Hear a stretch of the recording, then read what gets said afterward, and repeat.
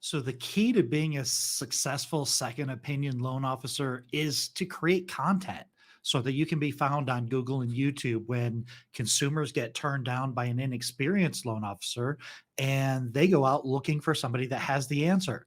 Now, that's a second opinion loan officer is creating content. A smart second opinion loan officer takes that one piece of content and repurposes it and gets 7 to 9 pieces of content out of it, leveraging that effort and that energy that you put into sharing your experience and really taking it to the next level. So that's what we're going to talk about today is I'm going to show you how I took one 9-minute video, a consumer direct video, and I repurposed it. I think we ended up getting potentially we got 7 or 8 different pieces of content out of it for social media, LinkedIn, all kinds of things. So let's go ahead and take a look. What we did on today's experiment is I took one YouTube video. Again, it's a 9-minute YouTube video, and we're going to repurpose that to share that content on social media platforms. We're going to share that content. We're going to repurpose and share that content on business platforms so that we can attract more referral partners. And then we're going to translate that 9-minute video into a 1,000-word blog post that we can then put on our website. So this is the video. I will blow this up a little bit bigger so that you can see this stuff.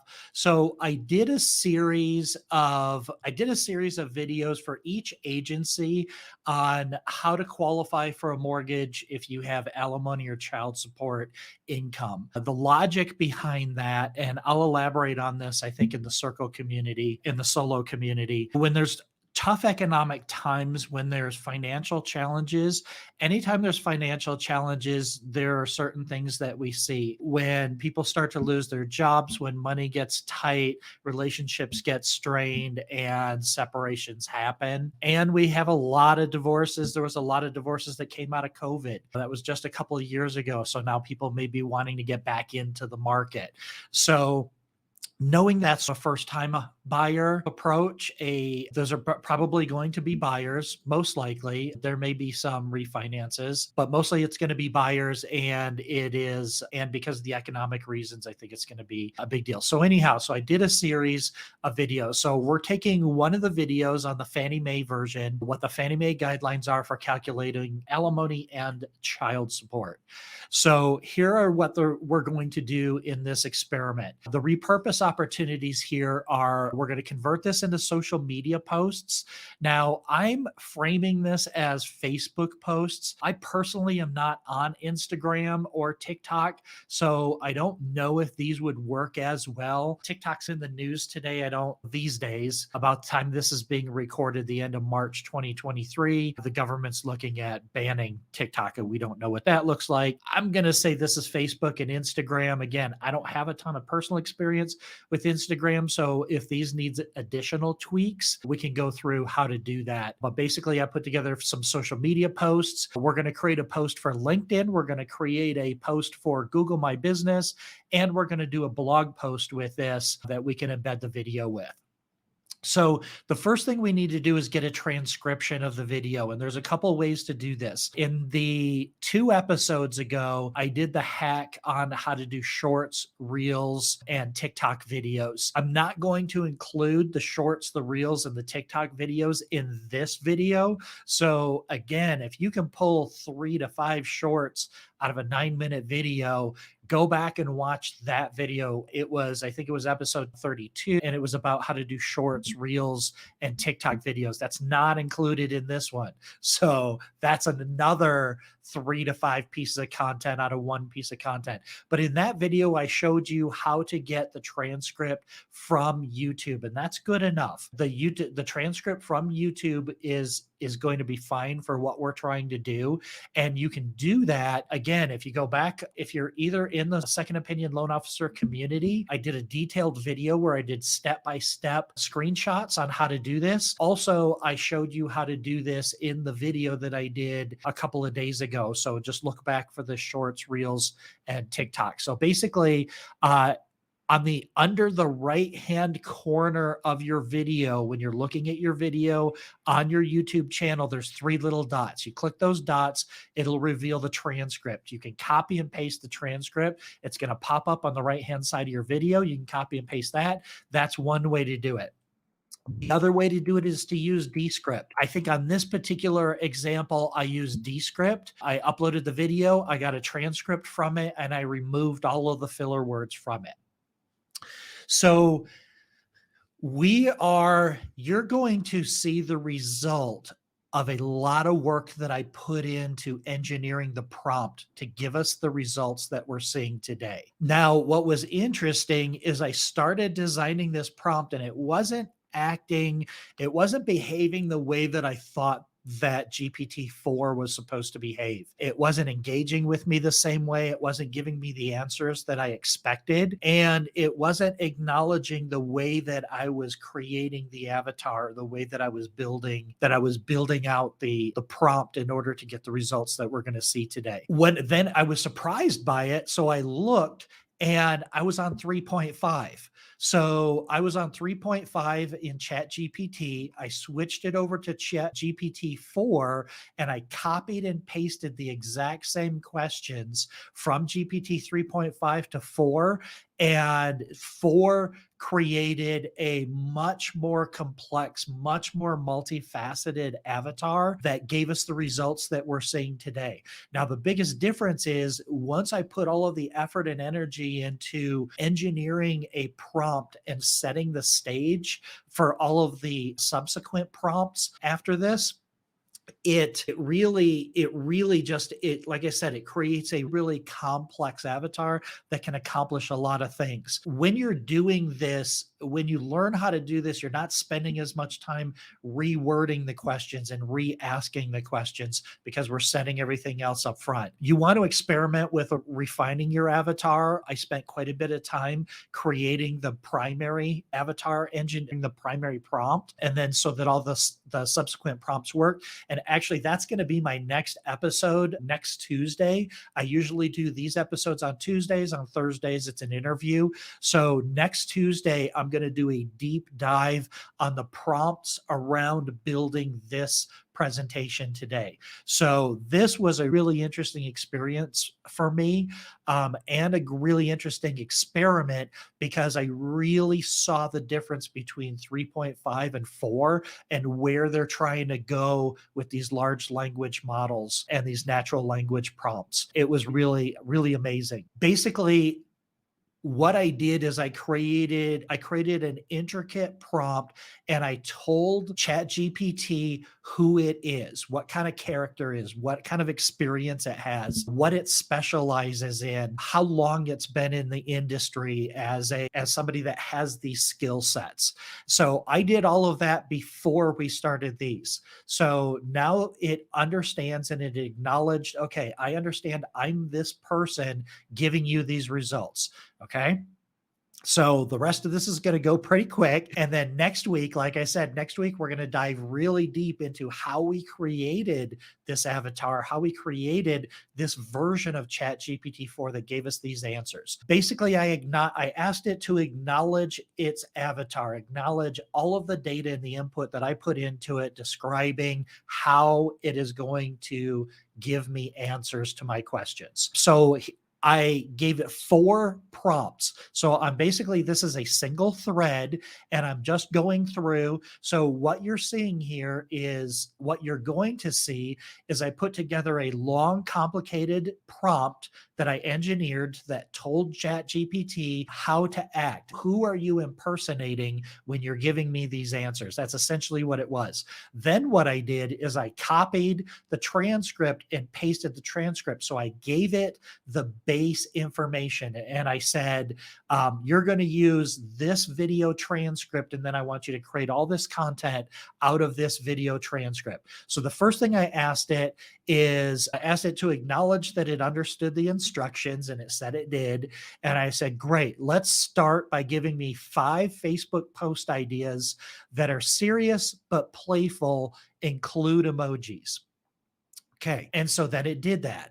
These are pretty good. Let me see if I can blow this up a little bit without Okay, I can do this. So these are bad. These are five ideas for Facebook posts. Navigating a divorce and need a mortgage. We're here to help you find your home even during tough times. Check out our latest video on Fannie Mae guidelines. I like that. It's serious. It's not making light or making fun, but it's also very informative. Number two, alimony and child support got you confused about home loans. Don't worry. Our new video breaks down Fannie Mae requirements for you. Let's get you moving. Um, Home loan, alimony, child support for hashtags. Those are really good. Tired of mortgage jargon? We got your back. Dive into the latest video for a clear guide on Fannie Mae loans and alimony and child support. Start here. These are really good. And I would say these are really good because of the prompt that we engineered, which we'll talk about next week. But man, this is just amazing. So we took that video and we literally have 5 Facebook posts. So when I initially went into this, I was like, give me 5 different versions because I know 3 will suck. And that'll give me 2 good versions. I would actually use all 5 of these. I would probably put these into my social media scheduler and I would use all 5 of these posts. You could tell me if you're an Instagram person, if this would be a good Instagram post. Sure seems like a good Instagram post to me, especially because we're putting our video link or we're putting the link to send them back to watch our video either on YouTube or on our website. There's 5 pieces of content from our first video.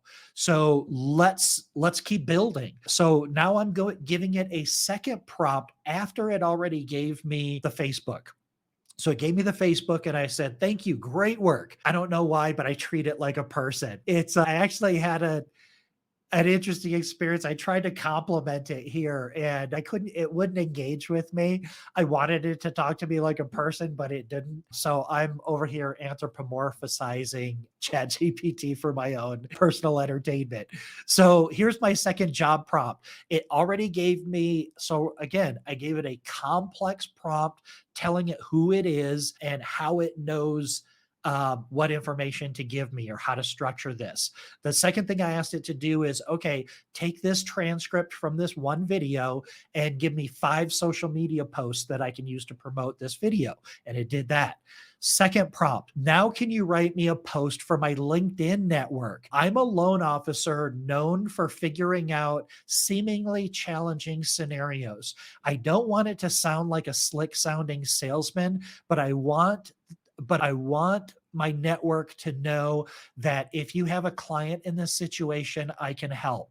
Now, the reason I said it this way is because my avatar, what ChatGPT is acting as, is a professional copywriter, social media person that understands the marketing side of this. And I gave them some mortgage experience as well. So that's why so the way that I'm approaching this is I'm basically going to a social media person and I'm saying, listen, I'm a loan officer and I'm known for figuring out difficult problems.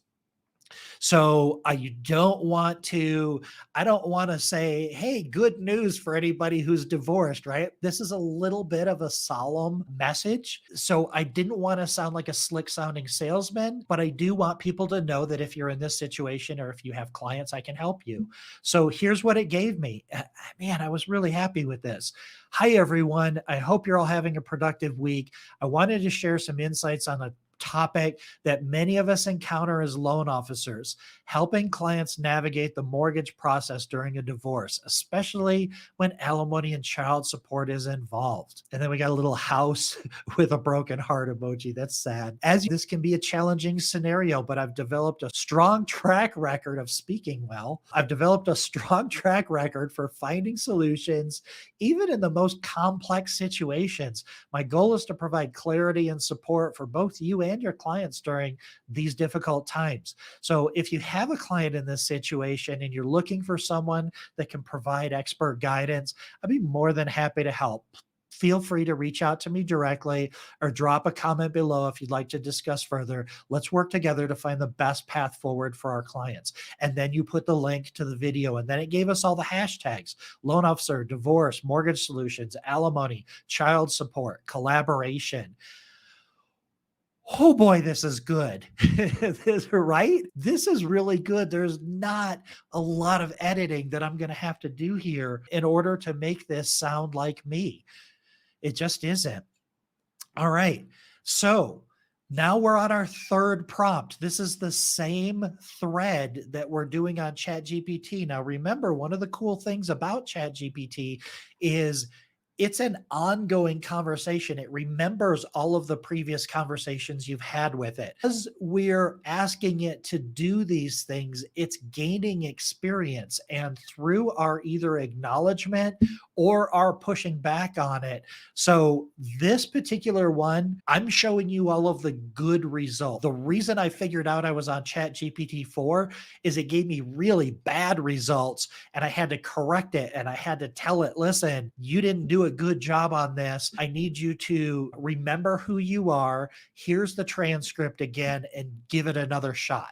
That was with 3.5 because 3.5 didn't let me engineer my prompt, my avatar the way that I wanted to. So this one, again, we're going, so we told it who it is. We gave it the transcript that it's using as the source material.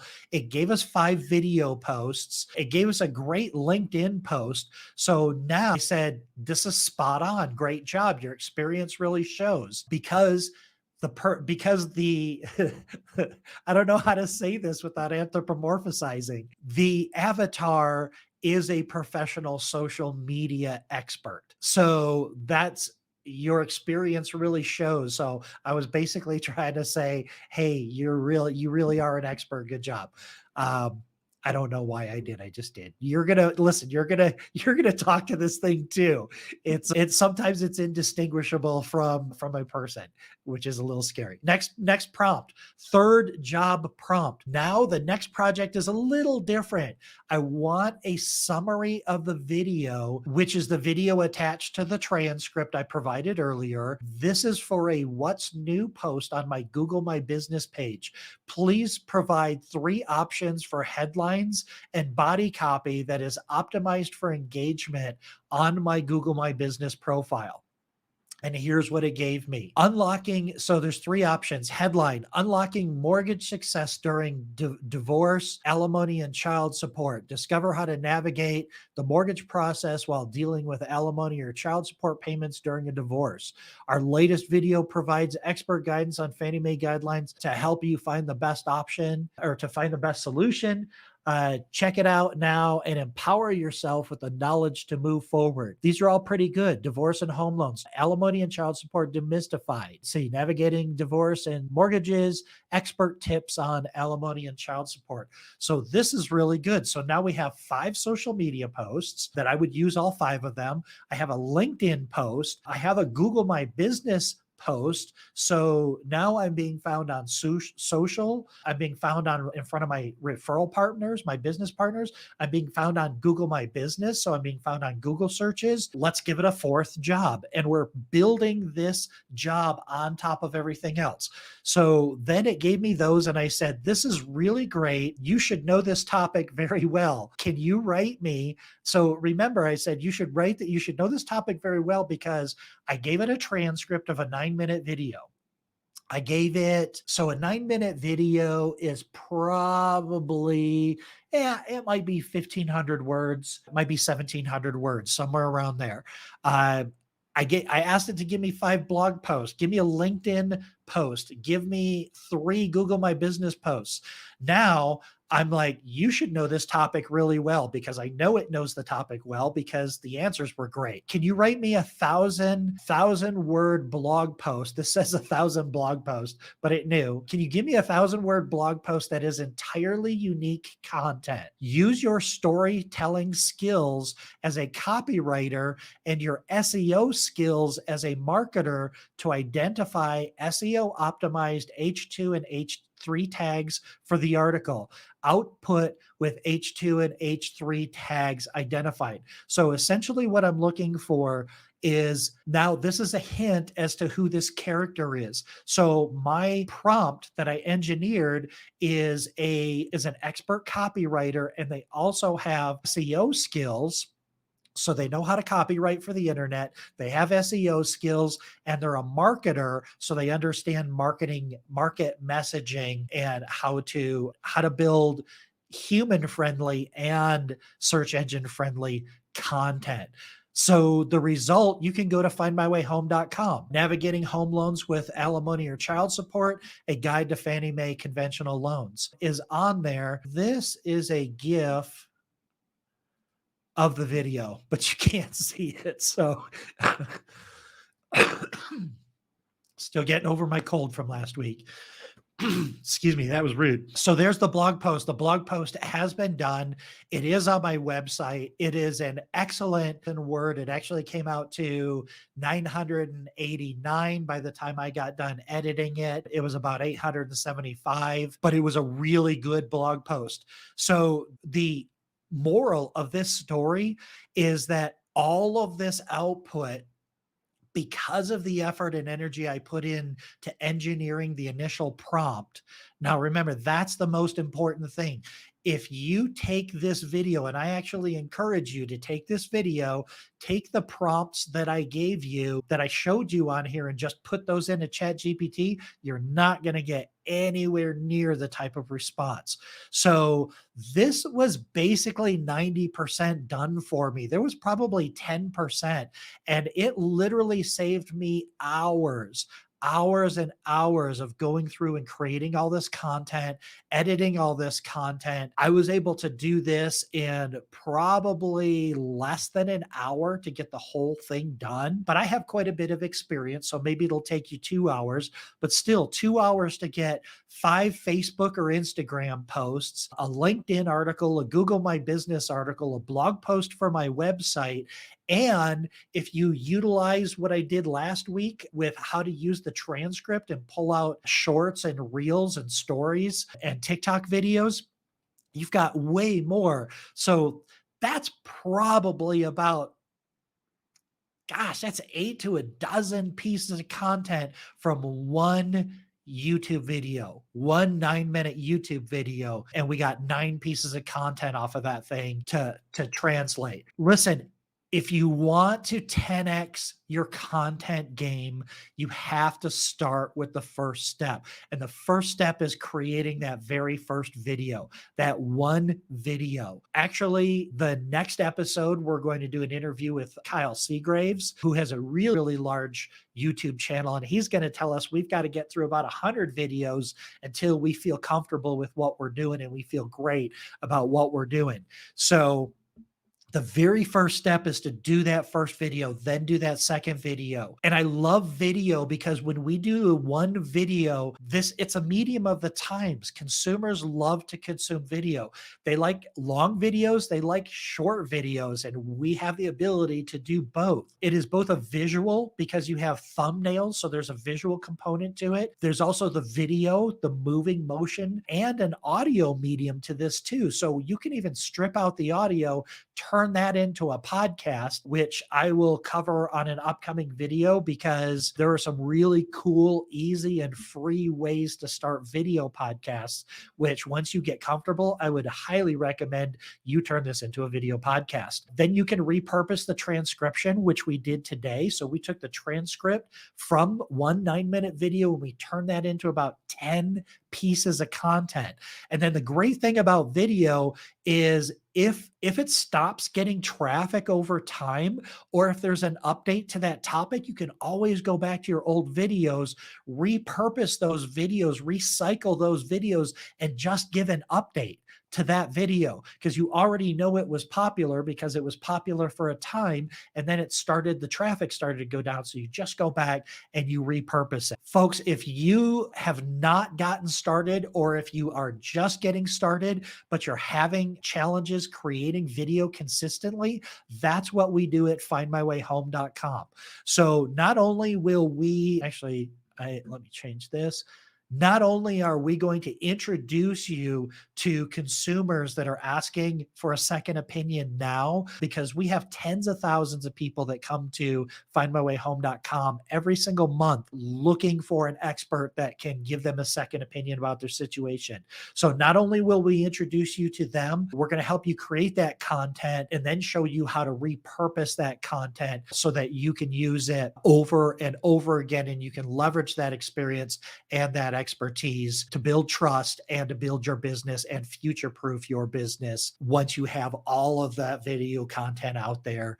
um, it's not gonna hit you the same way if you have challenges in a market. And when the market turns good, when you have a lot of content out there, you get a lot of inbound business. So that's it for today. I hope this was helpful. Again, there's a couple of prerequisites. If you go back a couple episodes, you're going to see how to even further leverage your content by pulling shorts and reels and TikTok videos out of it. And then next week, we're going to do that deep dive on how to engineer that prompt so we were able to get the quality of answers that we got out of ChatGPT, which saved us hours and hours of time creating this content. So thanks for joining us, and we'll see you next time.